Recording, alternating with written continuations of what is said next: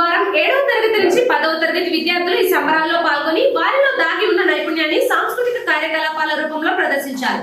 ఈ సందర్భంగా school principal Saroja Reddy మాట్లాడుతూ విద్యార్థులు దాగి ఉన్న నైపుణ్యాన్ని వెలికి తీసేందుకు తమ స్కూల్లో ప్రతి ఏటా బాలోత్సవ సంబరాలు నిర్వహిస్తున్నామని అన్నారు.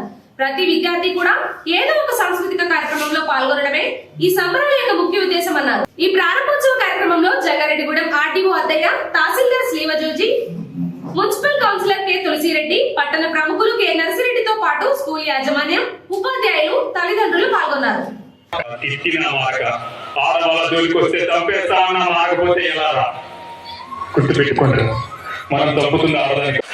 Village is full of gold and hearts, right? It means there will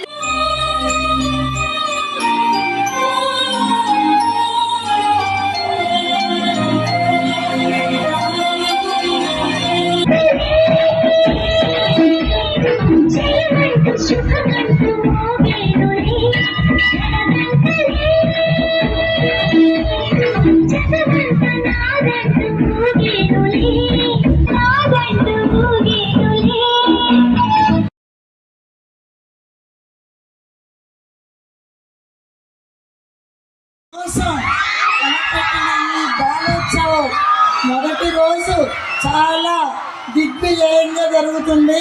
next 2 days కూడా ఉన్నాయి. ఇది ఏదో ఎవరి కోసమో చేసే ప్రోగ్రాం కాదు. ఇది మన పండగ, మన పిల్లల పండగ. పిల్లల ఆనందంలో ఏ టెన్షన్ లేకుండా పెర్ఫామ్ చేసే పండుగ. ఎందుకంటే మేము డిజైన్ చేసిన ఈ బాలోత్సవం సహజంగా యానివర్సరీ అంటే 3 గంటల్లో మొత్తం బాగా టాలెంటెడ్ పిల్లలు స్టేజ్ ఎక్కుతారు.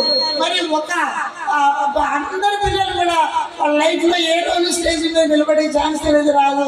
అలా కాదు, ప్రతి ఒక్కరు కూడా మన స్టేజ్ మీద నిలబడాలి అనే ఉద్దేశంతో కూడా ఇది ఏ కాంపిటీషన్ కాదు. ఏ భయంతో వాళ్ళు చేయరు, ఏ టెన్షన్తో వాళ్ళు చేయరు. చాలా ఫ్రీగా ఆనందంగా తమ అందరి పిల్లల ముందు, పేరెంట్స్ ముందు ఈ పెర్ఫామ్ చేయడం అనేది నిజంగా చాలా ఆనందంగా ఉంది. నెక్స్ట్ రేపు ఈ రోజు మేము ఐఐటి క్యాంపస్ విద్యార్థులతోటి ఈరోజు జరుగుతుంది.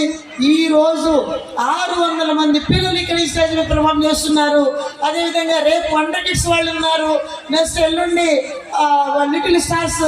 ఇలా ఈ 3 రోజుల ఈ పండుగ అందరూ కూడా చక్కగా వీక్షించి దిగ్విజయం చేయాలని చెప్పేసి కోరుకుంటున్నాను.